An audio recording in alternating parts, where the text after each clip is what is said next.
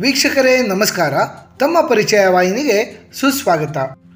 ಹಿಂದೂ ಪಂಚಾಂಗದ ಪ್ರಕಾರ ವರ್ಷವನ್ನು 12 ಮಾಸಗಳಾಗಿ ವಿಂಗಡಿಸಲಾಗಿದೆ.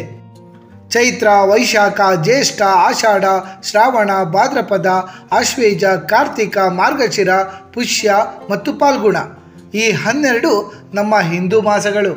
ಪೌರ್ಣಿಮೆಯ ದಿನ ಚಂದ್ರನು ಯಾವ ನಕ್ಷತ್ರದಲ್ಲಿರುತ್ತಾನೋ ಆ ನಕ್ಷತ್ರದ ಹೆಸರನ್ನೇ ಆಯಾ ಮಾಸಗಳಿಗೆ ಹೆಸರಿಡಲಾಗಿದೆ. ಉದಾಹರಣೆ, ಹುಣ್ಣಿಮೆಯ ದಿನ ವಿಶಾಖ ನಕ್ಷತ್ರ ಇದ್ದರೆ ವೈಶಾಖ ಮಾಸ, ಜ್ಯೇಷ್ಠ ನಕ್ಷತ್ರ ಇದ್ದರೆ ಜ್ಯೇಷ್ಠ ಮಾಸ, ಉತ್ತರಾಷಾಢ ನಕ್ಷತ್ರ ಇದ್ದರೆ ಆಷಾಢ ಮಾಸ, ಶ್ರವಣ ನಕ್ಷತ್ರವಿದ್ದರೆ ಶ್ರಾವಣ ಮಾಸ. ಪೌರ್ಣಿಮೆಯ ದಿನ ಚಂದ್ರ ಚಿತ್ರ ನಕ್ಷತ್ರದಲ್ಲಿ ಸಂಚರಿಸುವುದರಿಂದ ಮೊದಲ ತಿಂಗಳು ಚೈತ್ರ ಮಾಸ ಎಂದು ಕರೆಸಿಕೊಳ್ಳುತ್ತದೆ. ಇಂಗ್ಲಿಷ್ ತಿಂಗಳಗಳು ಜನವರಿಯಿಂದ ಪ್ರಾರಂಭವಾದರೆ ನಮ್ಮ ಹಿಂದೂ ಮಾಸಗಳು ಪ್ರಾರಂಭವಾಗುವುದೇ ಚೈತ್ರ ಮಾಸದಿಂದ. ಈ ವರ್ಷ ಚೈತ್ರ ಮಾಸ ಏಪ್ರಿಲ್ 9ರಿಂದ ಆರಂಭವಾಗಿ ಮೇ 8ರಂದು ಅಂತ್ಯವಾಗುತ್ತದೆ. ಆತ್ಮೀಯರೇ, ನಮ್ಮ ಸನಾತನ ಹಿಂದೂ ಧರ್ಮದಲ್ಲಿ ಚೈತ್ರ ಮಾಸವನ್ನು ಬಹಳ ಪವಿತ್ರ ಎಂದು ಪರಿಗಣನೆ ಮಾಡಲಾಗುತ್ತದೆ. ನಮ್ಮ ಈ ಪ್ರಸ್ತುತ ಸಂಚಿಕೆಯಲ್ಲಿ ಚೈತ್ರ ಮಾಸದ ಮಹತ್ವವೇನು, ಉಳಿದೆಲ್ಲ ಮಾಸಗಳಿಗಿಂತ ಚೈತ್ರ ಮಾಸ ಏಕೆ ವಿಭಿನ್ನ ಎಂಬಿತ್ಯಾದಿ ಕುತೂಹಲಭರಿತ ಪ್ರಶ್ನೆಗಳಿಗೆಲ್ಲ ಉತ್ತರಗಳನ್ನು ಕಂಡುಕೊಳ್ಳೋಣ. ಚೈತ್ರ ಮಾಸ ಏಕೆ ಪವಿತ್ರ? ನಮ್ಮ ಹಿಂದೂ ಪಂಚಾಂಗದ ಪ್ರಕಾರ ಫಾಲ್ಗುಣ ಮಾಸ ವರ್ಷದ ಕೊನೆಯ ತಿಂಗಳಾಗಿರುವ ಕಾರಣದಿಂದ ಅನಂತರ ಬರುವಂತಹ ಚೈತ್ರ ಮಾಸ ವರ್ಷದ ಮೊದಲ ತಿಂಗಳು. ಈ 2 ಮಾಸಗಳು ವಸಂತ ಋತುವಿನಲ್ಲಿಯೇ ಬರುತ್ತವೆ. ಚೈತ್ರ ಮಾಸ ತುಂಬ ಸುಂದರವಾದ ಮಾಸ.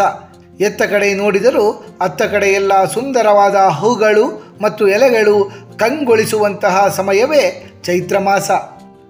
ಚಳಿಗಾಲದಲ್ಲಿ ಉದುರಿದಂತಹ ಗಿಡದ ಎಲೆಗಳೆಲ್ಲ ಚೈತ್ರ ಮಾಸದಲ್ಲಿ ಹೊಸ ಚಿಗುರನ್ನು ಪಡೆದುಕೊಳ್ಳುತ್ತವೆ.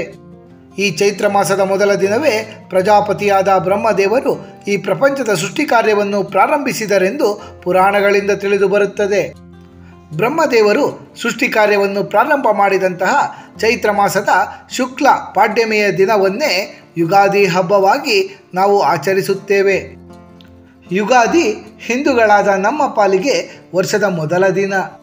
ಪ್ರಭು ಶ್ರೀರಾಮಚಂದ್ರರು ಅವತರಿಸಿದ ಮಾಸ ಮತ್ತು ಅವರ ಪಟ್ಟಾಭಿಷೇಕ ಜರುಗಿದ ಮಾಸವೂ ಸಹ ಇದೇ ಚೈತ್ರ ಮಾಸ. ಭಗವಾನ್ ಪ್ರಭು ಶ್ರೀರಾಮಚಂದ್ರರು ಚೈತ್ರ ಮಾಸದ ಶುಕ್ಲ ಪಕ್ಷದ 9ನೆಯ ದಿನ ಅವತಾರವನ್ನು ತಾಳಿದರು.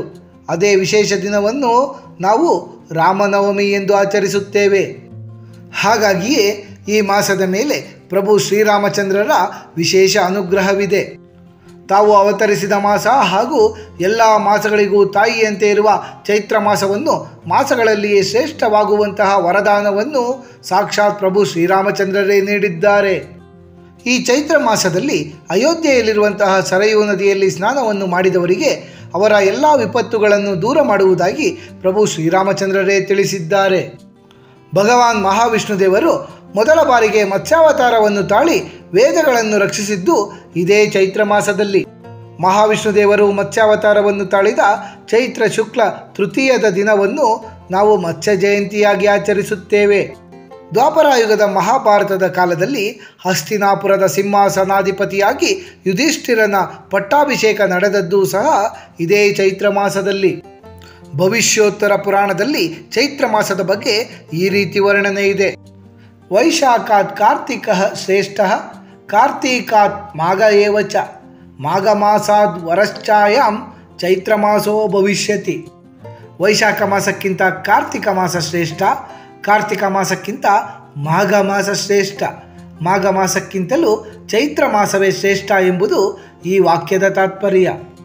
ಚೈತ್ರ ಮಾಸದಲ್ಲಿ ಮಾಡಬೇಕಾದ ಕಾರ್ಯಗಳು: ಚೈತ್ರ ಮಾಸದಲ್ಲಿ ಮಾಡಿದ ಸತ್ಕಾರ್ಯ, ಚೈತ್ರ ಮಾಸದಲ್ಲಿ ಸತ್ಪಾತ್ರರಿಗೆ ಮಾಡಿದ ದಾನ, ಚೈತ್ರ ಮಾಸದಲ್ಲಿ ಯಜ್ಞಯಾಗಾದಿಗಳನ್ನು ಮಾಡಿದರೆ ಮತ್ತು ತೀರ್ಥಕ್ಷೇತ್ರಗಳಿಗೆ ಭೇಟಿ ಕೊಟ್ಟು ಪುಣ್ಯಸ್ನಾನವನ್ನು ಮಾಡಿದರೆ ಎಲ್ಲವೂ ಸಹಿತ ಕೋಟಿ ಪಟ್ಟು ಅಧಿಕ ಫಲವನ್ನು ನೀಡುತ್ತವೆ. ಅದರಲ್ಲಿಯೂ ಈ ಎಲ್ಲ ಪುಣ್ಯ ಕಾರ್ಯಗಳನ್ನು ಅಯೋಧ್ಯೆಯಲ್ಲಿಯೇ ಮಾಡಿದರೆ ಇನ್ನೂ ವಿಶೇಷ. ಚೈತ್ರ ಮಾಸದಲ್ಲಿ ಸಾಧ್ಯವಾದರೆ ಅಯೋಧ್ಯ ಪಟ್ಟಣದಲ್ಲಿ ಇರುವ ಸರಯೂ ನದಿಯಲ್ಲಿ ಸ್ನಾನವನ್ನು ಮಾಡಬೇಕು ಹಾಗೂ ರಾಮಾಯಣ ಶ್ರವಣ ಮಾಡಬೇಕು.